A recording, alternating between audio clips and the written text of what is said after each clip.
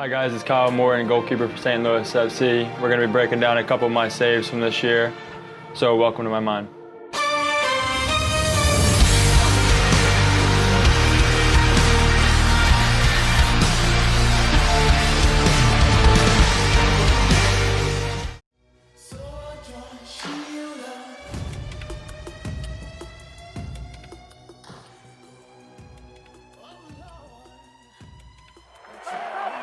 Using this big pitch to their advantage.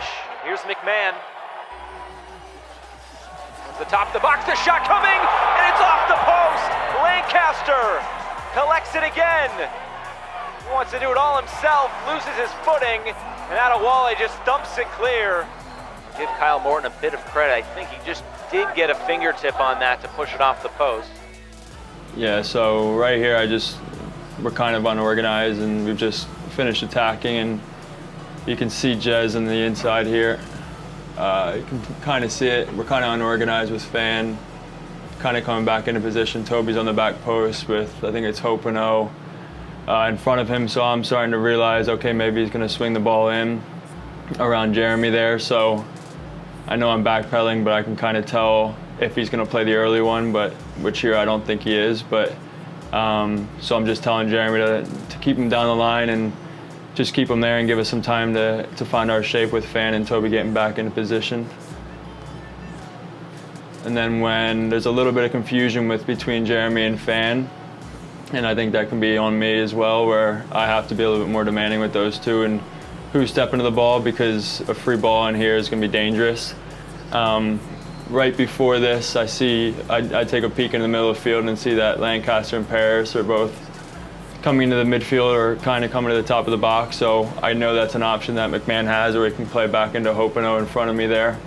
So I'm just taking up that spot. And then when McMahon passes this ball, I kind of know that Lancaster's coming across, and if you know Lancaster, he's going to shoot from pretty much anywhere, any opportunity he gets. So my first thought is he's probably going to take a touch, and then it almost surprises me when he hits it off the bounce. It's a tough one to control for him, and then once he hits it, since I know where he was in relation to me and where I'm in relation to goal, I know I'm getting ready for a shot and getting ready to push to either side. So when it does come in, I just try to get my feet back on the ground, and then just get a good push to the corner and do my best to get a finger on it. And the crazy thing about this one is it actually hit the post and came off the back of my head and then went wide.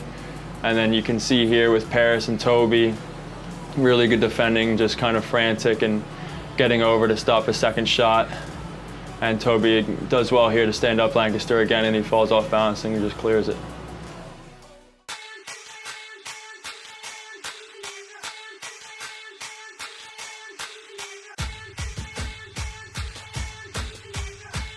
Round is Adewale.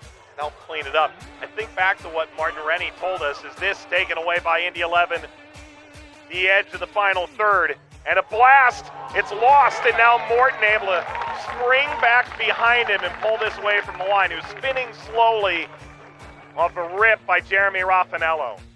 So here we got Wacko, a little bit of a turnover in the midfield, and then at this moment I know we're kind of on the break with maybe a little unorganized just because we're in transition, and Indy's a good transition team. So here I'm just seeing, I think it's Lindley on the ball, and he's got a couple different options. Carlton in the middle that he can maybe slip through, and I'm talking to Fan here about man on his right shoulder, but I'm watching the guy with the ball as well. And then the other forward makes a good overlapping run. At this point, I've kind of had a look, and just before this, and I kind of know where Carlton is from the play before and where the left wing back is in relation to Paris. And so at this point, I think he's going to have a cut back. So ball maybe play at the penalty spot. So I'm kind of getting ready for that and talking to Toby as well. And then when he hits it, at first it looks like it's going to my right. So I'm actually going to go and try to catch it, diving to my right, so towards the back post. And then the ball actually knuckles and skips on me, so it'll like knuckle down to my left hand. So at this point I know I'm in a little bit of trouble here because the ball's knuckling. I'm just going to try to keep it out and maybe put the rebound out for a corner. But I blacked out for a second, and I don't know if it hit my leg or it hit my arm, but it hit something. And then as soon as you feel it go right through, you're already in panic mode, but you always have a look back, and thankfully the ball just kind of sputtered out, and I was able to get my hands back on the ball.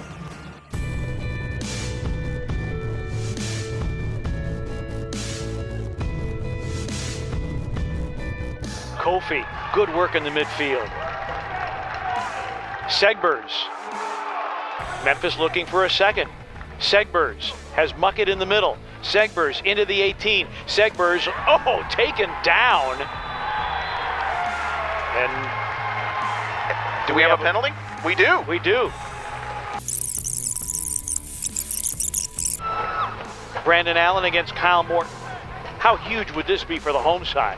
Sniper versus one of the best in the league. What a matchup this is.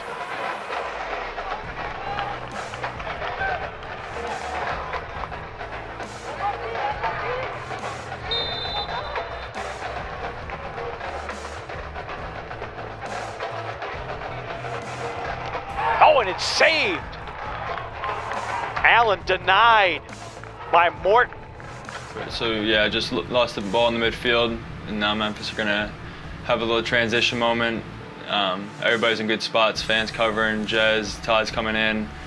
Guy has a crafty little footwork there. And then Fan does a good job by keeping him down the line, and the guy just kind of is clever and gets his body in the way of his. And honestly, I don't think Fan did too much wrong there, and the guy just kind of made a meal of it, and the ref bought it.